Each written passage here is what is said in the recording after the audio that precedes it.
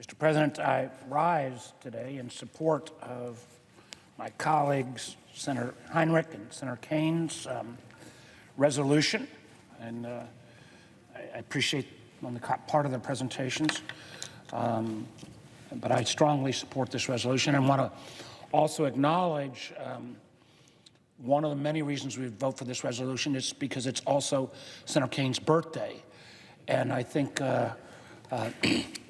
nothing would be a better birthday present for my friend of 45 years, than having this body make a firm statement about being against rising utility costs. Their resolution, and I know they've spoken on it both extensively, would repeal President Trump's flawed and misguided national emergency declaration. Now, we all know on the first day, in the midst of signing Lord knows how many executive orders, President Trump declared a, quote, national energy emergency and issued an executive order titled Unleashing American Energy. Now, let me be clear. I, frankly, have some fights on this side of the aisle, Mr. President, because I actually support all of the above in terms of our energy mix. You know, part of that does mean LNG and national security reasons to make sure we ship it to our partners in Europe. It also means we need to bring more of these energy jobs back here to America. Had a fascinating presentation yesterday with the CEO of Commonwealth Fusion. And I said Commonwealth Fusion is a company out of Massachusetts, but they're making a major development in Virginia. We've been talking about fusion since the 70s. Those kind of jobs ought to be here in America, and they can provide an abundance of energy. But if you actually read the President's executive order, you'll see he's not really about promoting energy security. He's interested in, frankly, only favoring certain parts of the energy sector.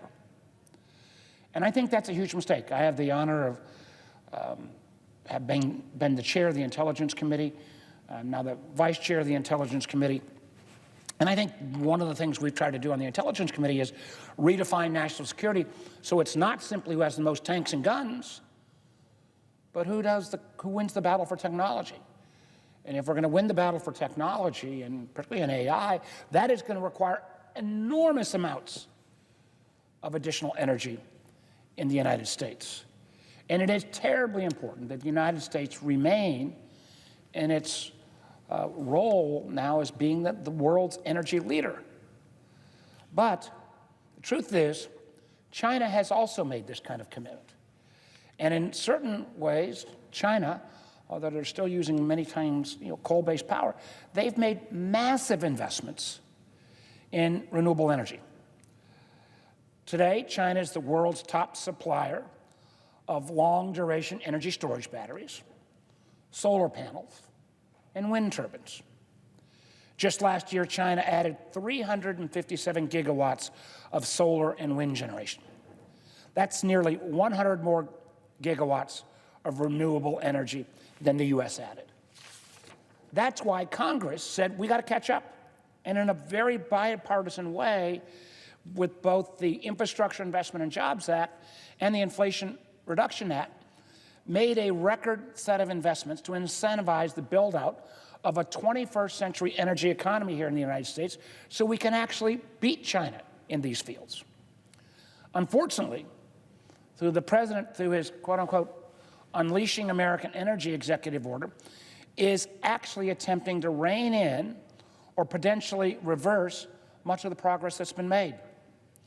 His executive order actually calls for the pause of any disbursement of funds lawfully appropriated and obligated by the Inflation Reduction Act or the Infrastructure Investment and Jobs Act.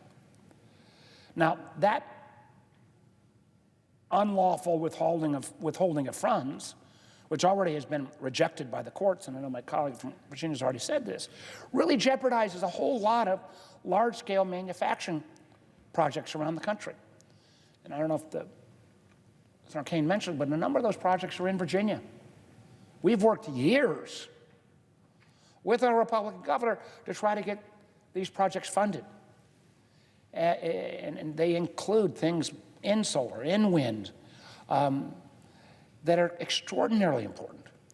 And they were funded because they would support this growth of American energy. Now, gracious, they printed this on both sides of the paper. So I will cut to the chase, though. The fact is, what President Trump did on that first day, by putting out this executive order, which denies the fact that America is already the energy leader in the world. We need to make additional investments in cutting-edge additional energies, where China is making these investments: solar, wind, battery. I'm a big advocate for small modular nukes, both fission and fusion, which I've talked about. And a lot of that comes from funding from the infrastructure bill and the IRA. Why in the heck would we put a halt on all of that? Why in the heck would we cut back on cutting-edge energy investment in the United States? Why would we cut back on American energy jobs? I'm all for the natural gas jobs that are coming out of the presiding officer state. I'm all for all of the above. Why restrain us, though, in areas where we've got some catching up to do? I think about fusion again. We're going to spend about $800 million, hopefully, in some of this legislation. China's spending about twice that amount. So if we want to truly create the ample sources of energy that is needed in the United States, if we want those jobs to be in America, if we want to think about a national security regime where we are the leader in the world in cutting-edge energy, then we have to support Senator Kaine and Senator Heinrich's resolution to overturn this phony national energy emergency. If we don't, and we give up on these projects that have been vetted, some for years, then we, frankly, are going to allow our national security to fall behind China. Because I can assure you, I get classified briefs on a regular basis. China is not giving up in investment in all these new domains. China is pedal to the metal on the all of the above energy strategy. That should be our strategy as well. And I urge all my colleagues to support Senator Kaine and Senator Heinrich's resolution. And I look forward to that vote later today. With that, Mr. President, I yield the floor and note the absence of a quorum.